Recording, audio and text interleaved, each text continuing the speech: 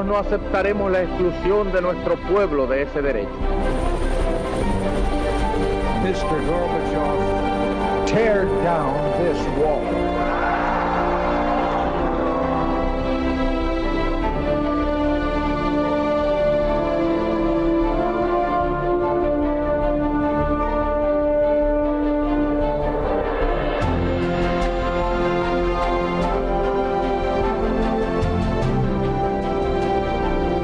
Señoras y señores, bienvenidos a Tiempos Modernos.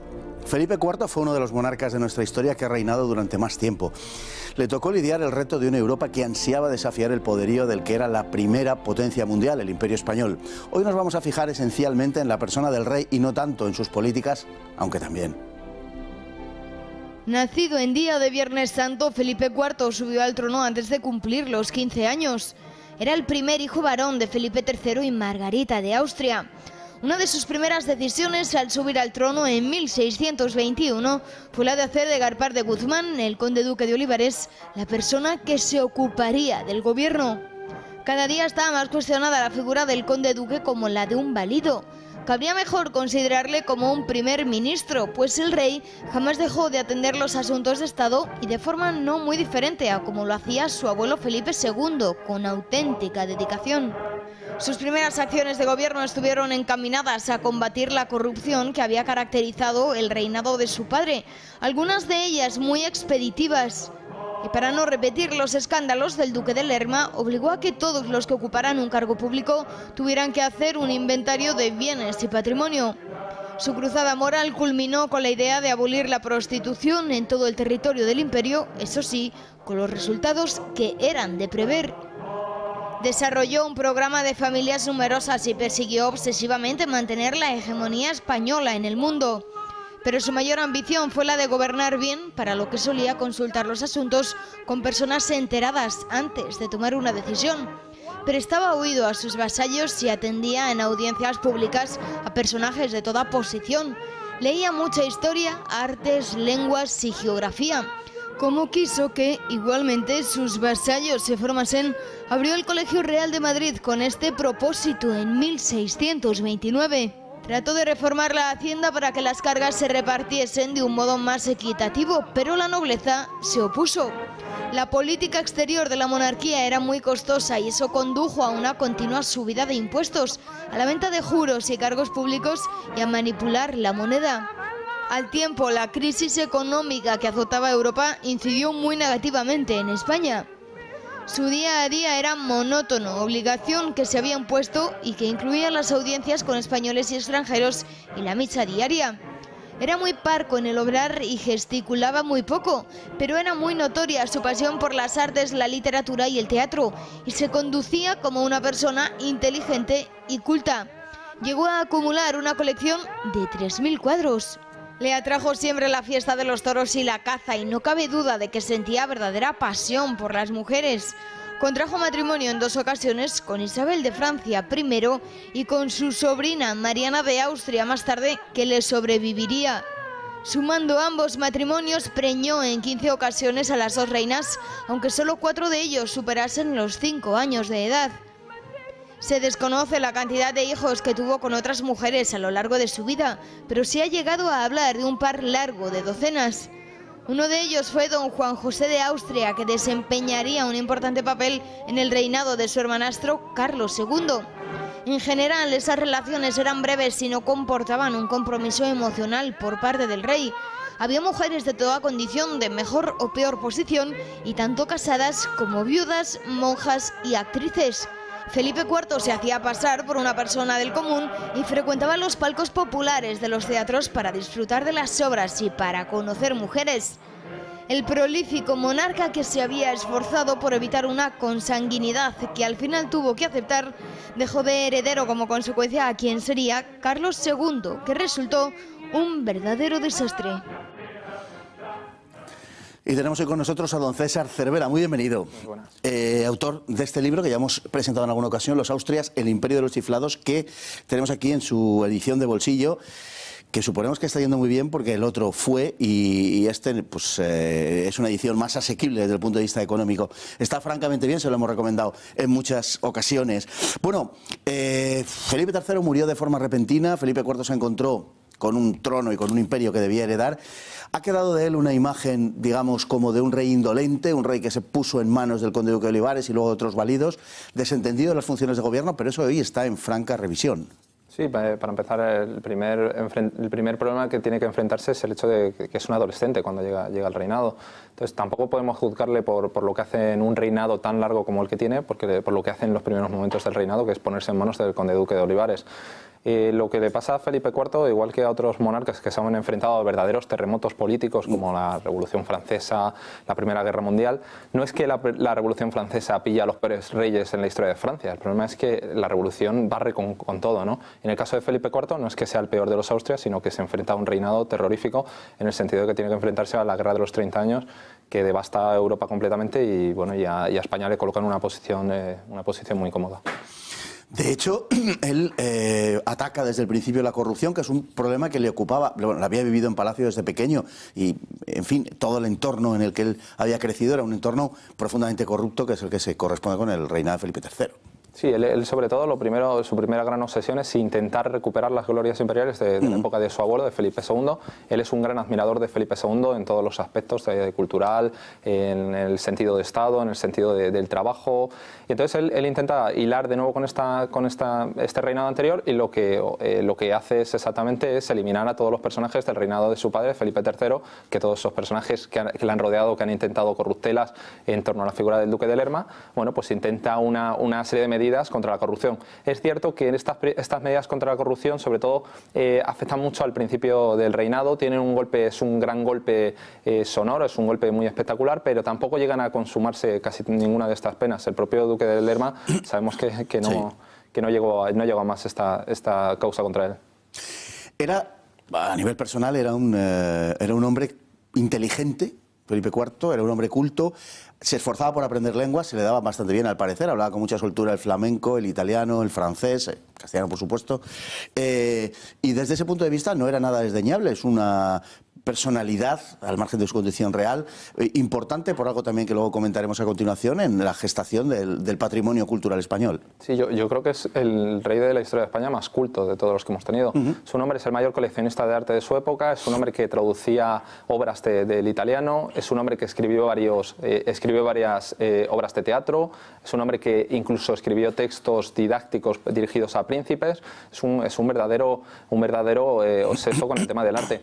Y además, fíjate que tenemos la idea de que Carlos III Carlos III ya de la siguiente dinastía, es un rey que con mucho interés artístico, mucho interés cultural, y sin embargo Carlos III en su entorno familiar o en su entorno diario no era un personaje que dedicara mucho tiempo a la lectura o a escribir, y sin embargo Felipe IV cuando no estaba gobernando, no estaba despachando temas de Estado, estaba precisamente leyendo, era un apasionado de la lectura. En cuanto a la cuestión artística, baste recordar la presencia de Velázquez en la corte, por ejemplo, ¿no? Y el hecho de que del patrimonio pictórico español él lega 3.000 cuadros nada menos, que es algo así como 6/10 partes o 3/5 partes de todo el... Básicamente el Museo del Prado. El Museo del Prado, efectivamente. Y bueno, él es una persona que además tiene la llave de los talleres artísticos donde está pintando Velázquez y no para de frecuentar, aparece en cualquier momento y está viendo el trabajo que está haciendo Velázquez. Es un hombre que no es un tema de... no es una fachada, ¿no? Es algo que le interesa mucho. Le interesa el arte por su sentido como Estado, como representación estatal, lo vemos en la rendición de Breda, lo vemos en estas grandes batallas que retrata, pero también tiene un sentido artístico, tiene una sensibilidad artística. Era también un hombre muy interesado por la cuestión no solamente puramente artística, como la pintura o la arquitectura, le interesaba menos la escultura, también le interesaba enormemente la literatura, y un hombre que se dejaba ver por los teatros, en parte por razones de otro tipo, en las que entraremos a continuación, pero también por un genuino y auténtico interés por la literatura y por el teatro concretamente. efectivamente. Sí, a veces tenemos la sensación de que los movimientos artísticos han prosperado a pesar de los reyes. No, evidentemente estamos hablando del siglo de oro. Algún impacto habrán tenido estos reyes, estos Austrias, para que tengamos uno de los periodos de esplendor cultural mayores en la historia de España. Estamos hablando que en el reinado de Felipe III y en el reinado de Felipe IV están congregados en unos pocos barrios, en pocas calles, son vecinos, algunos de los mayores maestros de las letras de la historia de la humanidad. Estamos hablando de que Quevedo, Lope de Vega, Calderón de la Barca están en cuestión el propio Cervantes están en cuestión de metros, ¿no? Y entonces este es uno de los grandes logros de Felipe IV. Así es, desde luego el periodo más áureo de las letras españolas, bueno, y además que se junta con la pintura y en fin, con las artes en general, es el periodo culmin de la historia, de nuestra historia en ese sentido. Por el contrario, en términos políticos, en la misma época en la que se desenvuelven, pues efectivamente, Calderón y Velázquez, resulta que tenemos los movimientos de separación de Portugal y de Cataluña, que él intenta atajar de la mejor manera que sabe, pero que, bueno, como sabemos, en un caso se logró retener para la corona después de una larga guerra a unos, pero los otros se separaron ya definitivamente, al menos hasta el día de hoy. Y hay que ver que en 1640, en la década de 1640, no solamente se producen rebeliones en Portugal y Cataluña, también se producen conatos en Aragón, en Navarra, incluso en el Andalucía. En Andalucía, se producen luego más adelante rebeliones en Nápoles y en Sicilia. Estamos en un periodo de completa eclosión, estamos en un periodo que esa década de 1640 marcó lo que es la historia de España, lo que es los límites geográficos actuales. O sea, si estas rebeliones hubieran tenido éxito o Cataluña no hubiera vuelto a España, hubiera sido completamente la situación geográfica española. Felipe IV es el rey que se enfrenta a esta situación y en todo caso, de todos estos territorios que se rebelan, el único que verdaderamente tiene éxito, que va a permanecer como Estado independiente, es el que originalmente era un Estado independiente, que es Portugal, ¿no? y que es además un territorio que se había incorporado de forma muy tardía al Imperio Español. Entonces, bueno, creo que hay que valorar que él hace un buen trabajo en este verdadero terremoto al que tiene que enfrentarse. Sí, indudablemente, podría haber sido mucho peor. Bueno, está la participación española en la Guerra de los 30 años, que pese a algunas victorias brillantes, también hay que decirlo, algunos de los hechos de armas más importantes de nuestra historia, al comienzo de la Guerra de los 30 años, sin embargo, definitivamente terminará marcando el comienzo del ocaso de las armas españolas en Europa. Sí, hay varias fases de la Guerra de los 30 años que tiene verdadero éxito el bando católico y concretamente las armas españolas tienen una hegemonía absoluta. La cuestión está en que yo creo que España se mete en esta guerra sin unos límites, sin unos objetivos marcados, ¿no? Igual que Francia se está metiendo en esta guerra básicamente porque lo que quiere es fastidiar a España y quiere acabar con esa hegemonía de los Habsburgo. En el caso español se mete en un principio para sostener Italia, en otro momento para enfrentarse a Francia, en otro momento para ayudar a sus familiares Habsburgo. Entonces, claro, en una guerra en la que te metes, y eso lo hemos visto a lo largo de la historia, si no te metes con unos objetivos muy claros, lo más posible es que se vaya alargando y te vaya deteriorando, ¿no? Y te vaya comiendo la guerra. En las guerras hay que meterse teniendo muy claro qué es lo que quieres conseguir y creo que el problema es que el conde duque de Olivares y Felipe IV no tenían claro exactamente hasta dónde tenía que llegar la presencia española en esta guerra. Es importante el haber citado al conde duque de Olivares y a Felipe IV. Digamos que el conde duque se ha convertido casi en un tema clásico en la historiografía española, Marañón, Eliot, grandes y magníficas obras, y yo creo que es una opinión muy particular, pero que quizás sea sobredimensionado el personaje, siendo muy importante, pero en fin, la pregunta iría por el lado de ¿quién es la figura central? Si es que tenemos que quedarnos con una, el conde duque o Felipe IV. ¿Cómo era su relación? Bueno, que hay que tener en cuenta para empezar que tiene un reinado muy largo, no es como el caso de Felipe III, de su padre. Felipe III durante todos sus años de gobierno está bajo el valido del duque de Lerma. En el caso de Felipe IV hay varias fases, el conde duque de Olivares no se extiende en todo su reinado y sin embargo es cierto que normalmente todos los méritos del reinado de Felipe IV se los achacamos al conde duque y normalmente los fracasos se los achacamos a Felipe IV, que además suelen tener más que ver con el final del reinado, cuando ya está todas estas situaciones, todas estas tiritas que había colocado el conde duque de Olivares se habían soltado. Realmente es una apreciación un poco injusta, ¿no? Hacer este balance de achacarle a uno lo bueno y a otro lo malo, sobre todo porque los dos creo que son herederos de Felipe II, sobre todo en el sentido de Estado, en el sentido del trabajo diario. El conde duque es un personaje que además se parece personalmente a Felipe II, personalmente me refiero en el carácter, y en el caso de Felipe IV él intenta también imitar mucho del carácter carácter de Felipe II en el sentido eso de trabajo diario. Sabemos que trabajó tanto como su abuelo, que su abuelo era un hombre, un auténtico obseso del trabajo y de los despachos, y sabemos que Felipe IV desde luego leyó tantas cartas y firmó tantas cartas como su abuelo. Él se impuso esa rutina. O sea, él tenía un sentido de Estado muy arraigado y efectivamente su abuelo era un referente, sobre todo en cuanto a lo que podemos llamar la ética del trabajo. A Felipe IV, sobre todo, se le ha achacado su mayor defecto ha sido normalmente que parece que no entendió el cambio de los tiempos, ¿no? Como en este siglo XVII ya están apareciendo dirigentes que ya no están mirando tanto el tema religioso, no están entretenidos en cuestiones estatales, pensando en la gloria de los tiempos, ¿no? Están ya pensando en cuestiones puramente maquiavélicas, digamos, ¿no? En el sentido de vamos a gobernar y vamos a intentar saltarnos los obstáculos religiosos. Entonces, normalmente a Felipe IV se le achaca esto, ¿no? Haberse quedado un poco anclado en el pasado. Un poco anticuado, con un sentido de la moral. Y no haber hecho caso al arte de gobernar, no permitirse ser tan, digamos, suelto, ¿no? Con su ética. Ajá. Bueno, la gran pasión de su vida fueron las mujeres. Sí, él es lo que a nivel psicológico se suele calificar como un sexo adicto, en el sentido de que él tiene muchas relaciones esporádicas, pero las tiene de forma muy puntual, no vuelve a repetir con una misma pareja, las busca de forma anónima, las busca en conventos, las busca en el teatro. Mantiene unas relaciones muy breves, normalmente, es cierto que hay alguna relación que se alarga en el tiempo, y sobre todo no tiene una relación afectiva con ellas, ¿no? Con ellas simplemente es un tema sexual y bueno, va volando de nido en nido. Pero tuvo muchas. Tuvo muchas y realmente entre hijos legítimos e hijos ilegítimos se pueden contabilizar perfectamente 50 hijos. Entonces es realmente una cuestión que además es parte de la contradicción de Felipe IV, que es el sentido de que un hombre tan estricto moralmente, bueno, luego tenía esta debilidad y tenía esta necesidad de asaltar las noches madrileñas. Sí. Bueno, tuvo 15 hijos oficiales con las dos reinas, solo sobrevivieron 4.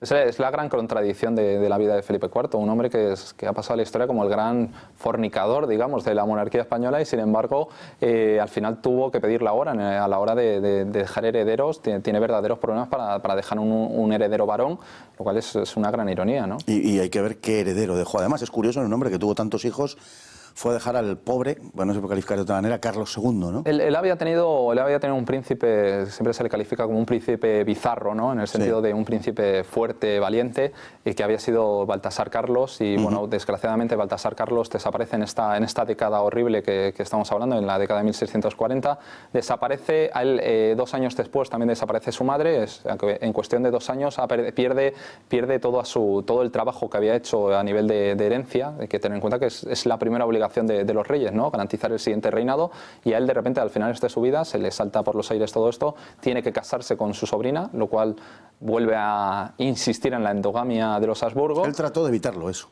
Claro, él había hecho sus deberes, había dejado herederos con alguien de la familia Borbón. De hecho, luego van a venir las legitimaciones, van a ir también por ese sentido, que Felipe IV había estado casado con una Borbón.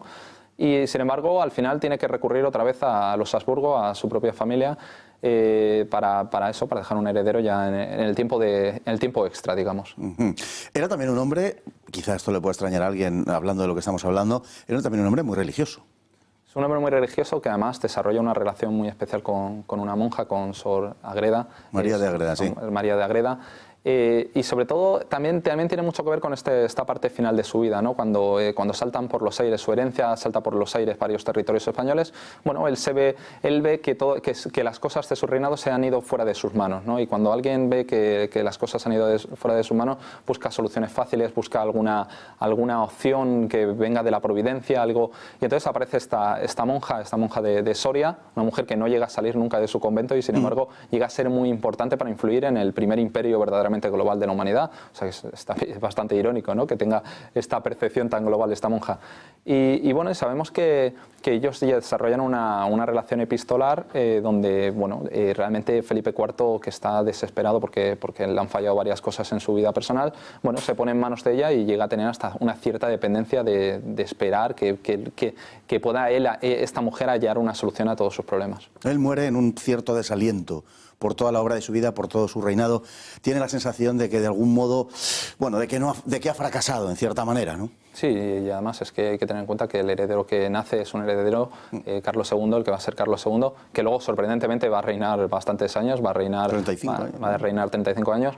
Pero él tiene la percepción de que ni siquiera va a sobrevivir a su muerte, ¿no? Porque a Carlos III nadie le daba más de un año de vida. Entonces, realmente, para un rey, que es, ya digo, que es la gran exigencia o el gran deber que tiene un rey es dejar un heredero. Entonces, Felipe IV se da cuenta que ha fracasado en este objetivo familiar, este objetivo dinástico, que es fundamental para el futuro. Claro, el pobre Carlos II, en fin, es la historia. Don César Cervera, muchísimas gracias. Autor de este libro, Los Austrias, el imperio de los chiflados. Le tenemos aquí en edición de bolsillo. Le reitero las gracias por venir con nosotros esta noche.